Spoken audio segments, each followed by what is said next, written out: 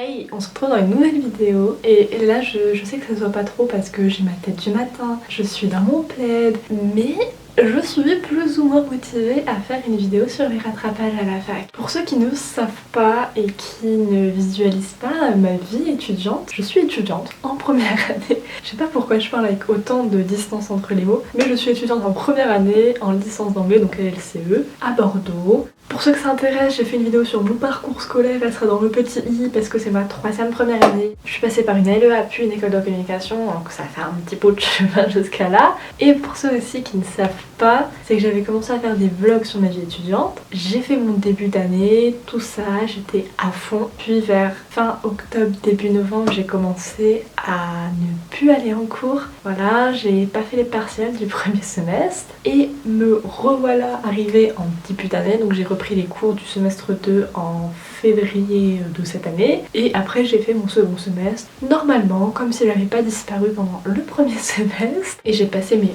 partiels même si comme tout le monde la situation actuelle a fait que c'était un peu plus délicat et qu'on n'a pas eu les mêmes examens qu'on aurait dû avoir. J'étais là et oui, même si en soi de base ma formation elle est en contrôle continu. Mais je fais cette vidéo parce que je sais pertinemment que même si peut-être je croise les doigts le semestre 2 se soit bien passé, étant donné que j'étais absente lors du premier semestre, il n'y a pas trop de suspense, hein. Je sais que je vais au rattrapage dans les matières là. Et maintenant que ce matin même j'ai eu un mail comme quoi c'est confirmé que c'est bien en ligne que les épreuves auront lieu, et bien je me dis c'est peut-être le moment maintenant que nous sommes en mai de prévoir un peu mon planning de révision, de rattrapage, etc.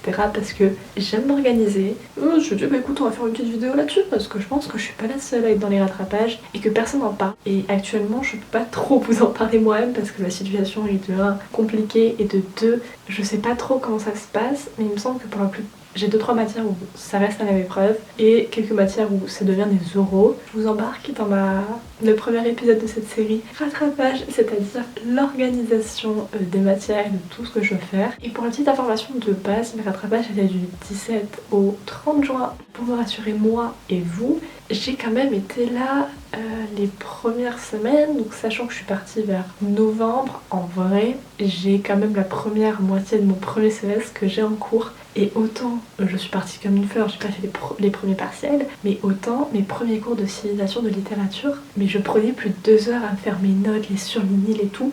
Donc je sais que la première partie de civilisation et la première partie de littérature, je sais que mes cours sont vraiment magnifiques. Je sais qu'ils sont très beaux. D'ailleurs je vous les montrerai, peut-être que je vous expliquerai un peu comment je fais. Et si je peux vous donner un conseil, parce que c'est quelque chose qui me traverse l'esprit et j'essaye de me dire mentalement non, oh tu ne fais pas ça. Ça dépend de votre université, ça dépend de vos profs, etc. Mais dans mon cas, le fait que ça soit en ligne, c'est quand même plus facile, c'est quand même plus accessible, là on va pas se le cacher. Et ce qui fait qu'il y a des fois des choses où je me dis bah au final ça j'ai pas besoin de l'apprendre parce que je sais que j'aurai ma fiche sous les yeux et j'essaye de quand même pas rester dans cette ambiance là parce que après ça dépend dans quel type de licence vous êtes, mais étant donné que je suis en langue, je sais que mon UE de phonétique a été neutralisé, c'est-à-dire qu'on n'a pas d'épreuve ou quoi, et c'est vrai qu'en soi je pourrais faire l'impasse dessus pour avoir mon année, c'est pas très gênant, hein. Vous faites la passe là-dessus par exemple, surtout en phonétique et que vous êtes en langue, et ben vous allez vous ramasser en L2, voilà. Et je dis pas ça pour vous piquer, je dis ça pour me piquer moi-même parce que pour l'instant c'est ce que j'ai fait, j'ai un peu effacé la phonétique de ma tête, même si j'ai toujours ma fiche de phonétique juste là. Je me suis dit oh bah tranquille, c'est neutralisé, mais si je passe en L2 ça va me neutraliser moi en fait. Later. On va passer maintenant à la phase action, donc je vais vous dire rapidement ce que je vais faire et après je vais vous donner quelques petits conseils pour vos rattrapages. Là ce que je vais faire en fait c'est que je vais réécrire tous les titres des matières que j'avais au premier semestre parce que je sais que c'est celui-là que j'ai foiré. Après vous réécrivez les matières dont vous savez que vous pensez avoir foiré, que vous avez foiré, et je vais écrire en gros après, par exemple j'écris littérature et je vais écrire tous mes cours. Donc normalement j'en ai 12 parce qu'en semestre c'est environ 12 semaines et je vais écrire l'œuvre qu'on a travaillé, etc. pour savoir où j'en suis, quel cours j'ai pas, puis après faire des fiches. Bon voilà, vraiment une organisation basique, et une fois que j'aurai écrit tout ça, bah, j'essaierai de mettre tout ça dans une sorte d'emploi du temps que je devrais travailler pour bosser certaines matières, certaines leçons à tel moment. Maintenant passons aux petits conseils.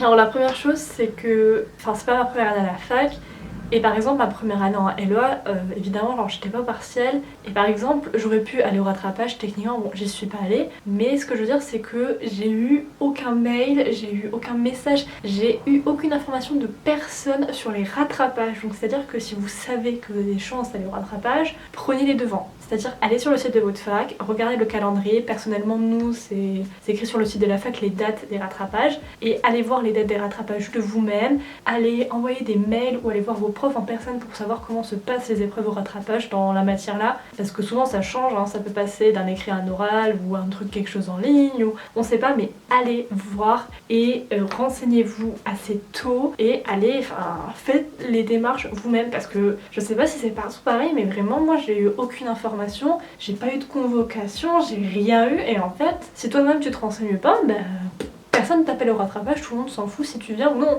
Donc t'as intérêt à bouger ton cul et pas la veille quoi.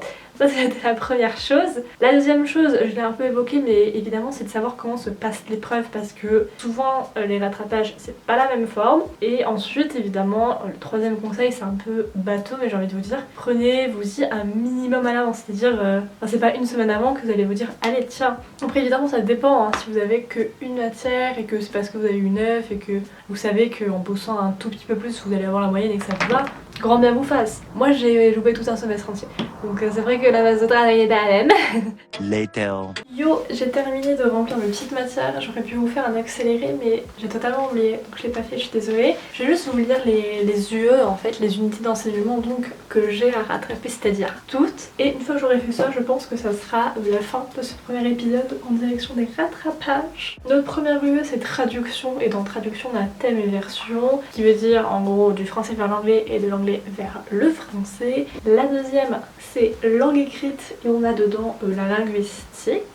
La troisième c'est langue orale et dedans nous avons labo. Donc labo c'est 2 heures semaine où on a des gens extérieurs à la France, c'est-à-dire moi j'avais une personne américaine et une personne qui était anglaise qui venait nous parler pour qu'on échange avec elle, pour qu'on je vais parler anglais, pour qu'on pratique notre oral tout simplement avec elle. Et j'ai aussi phonétique. UE4, celle-ci c'est ma mineure, c'est mon russe avec tout ce qui est initiation à la culture russe et la langue russe. 5e, civilisation britannique. 6e, littérature britannique. Et en dernier, nous avons les compétences transversales qui sont donc les compétences numériques et le PPE. PPE étant le projet professionnel de l'étudiant. Voilà, c'est à peu près tout ça résumé. Et au final, quand c'est posé comme ça, je me dis que ça va, il n'y a pas tellement de choses que je dois rattraper. Parce qu'il faut savoir que le russe, oui mesdames et messieurs, le russe est un peu une exception, j'ai dû le rattraper quand je suis revenue en février parce que sinon je n'allais pas pouvoir suivre, donc j'ai déjà rattrapé mon russe. Que tout ce qui est